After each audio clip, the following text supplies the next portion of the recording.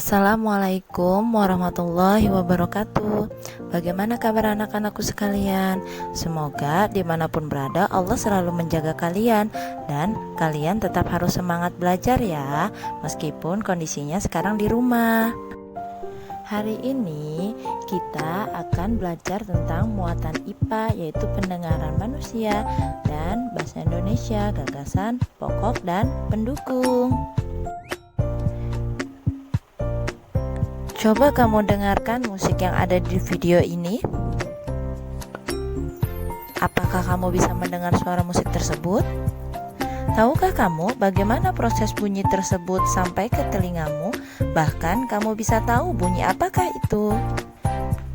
Kita bisa mendengar bunyi dan mengenali bunyi karena kita memiliki telinga. Oleh karena itu, mari kita pelajari bagian-bagian telinga kita. Bagian yang paling luar yaitu daun telinga. Selanjutnya, telinga tengah yaitu ada saluran telinga atau lubang telinga, gendang telinga, dan tulang pendengaran. Selanjutnya, telinga bagian dalam yaitu ada rumah siput atau koklea. Disebut rumah siput karena bentuknya mirip dengan rumah siput. Selanjutnya, sel saraf.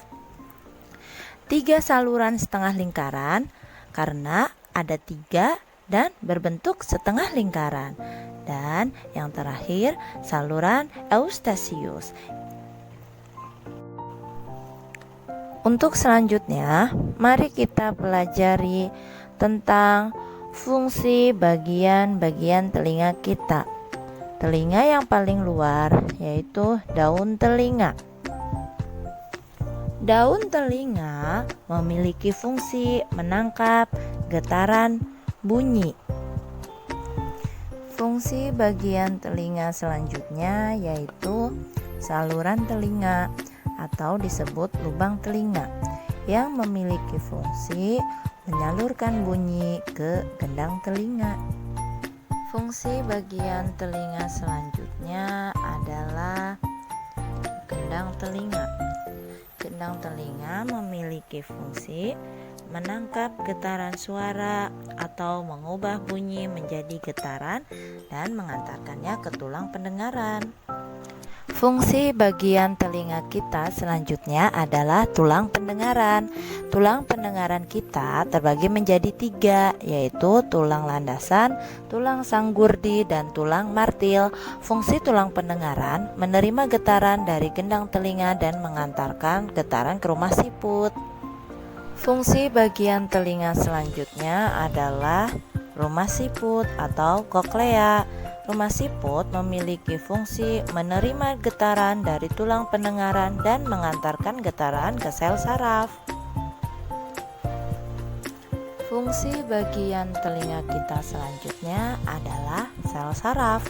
Sel saraf memiliki fungsi mengantarkan getaran ke otak kita.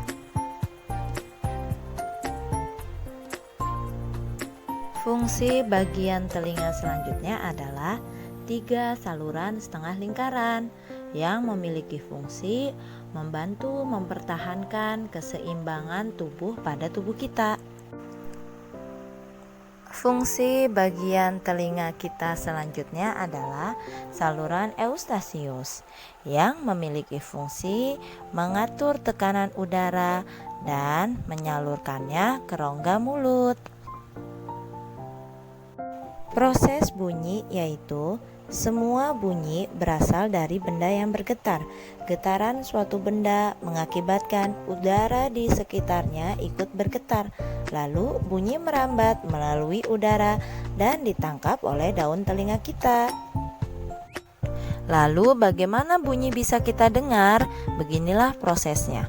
Daun telinga awalnya menangkap bunyi, lalu bunyi tersebut disalurkan ke saluran telinga atau lubang telinga.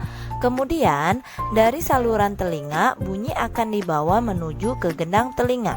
di gendang telinga, getaran bunyi tersebut akan diperbesar, lalu getaran bunyi tersebut dibawa ke tulang pendengaran, kemudian dibawa ke rumah siput atau koklea. Setelah itu akan disalurkan menuju ke sel saraf dan akan diterjemahkan oleh otak kita. Dan otak inilah yang akan mengenali bunyi dan akan mengetahui asal arah bunyi tersebut.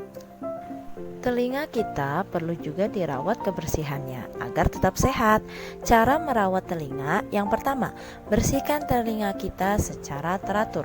Yang kedua, hindari suara yang sangat keras karena akan mengganggu genang telinga. Yang ketiga, jangan membersihkan telinga dengan benda yang keras dan kotor. Sudahkah kamu berterima kasih kepada Allah atas telingamu? Kita harus bersyukur dan berterima kasih kepada Allah atas telinga kita dengan cara gunakan telinga kita untuk kebaikan serta lakukan hal-hal yang Allah perintahkan. Bahkan bukan hanya telinga kita yang Allah berikan kepada kita, bahkan ada banyak sekali nikmat yang Allah berikan kepada kita yang tidak bisa kita hitung. Jadi banyak-banyaklah bersyukur dan berterima kasih kepada Allah dengan mengucapkan Alhamdulillahirabbil alamin.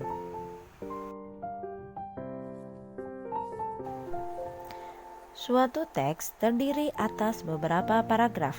Setiap paragraf memiliki gagasan pokok dan gagasan pendukung. Kemarin kita sudah bahas tentang gagasan pokok dan gagasan pendukung. Gagasan pokok adalah topik yang dibahas pada suatu teks, sedangkan gagasan pendukung adalah informasi tambahan pada suatu teks yang terletak pada kalimat penjelas. Hari ini kita akan belajar tentang gagasan pokok dan gagasan pendukung dengan menggunakan diagram. Di sini teksnya. Dapat disimpulkan bahwa gagasan pokok dari teks tersebut adalah bunyi yang dapat didengar manusia disebut audiosonik. Selanjutnya, kalimat dari teks tersebut disebut gagasan pendukung.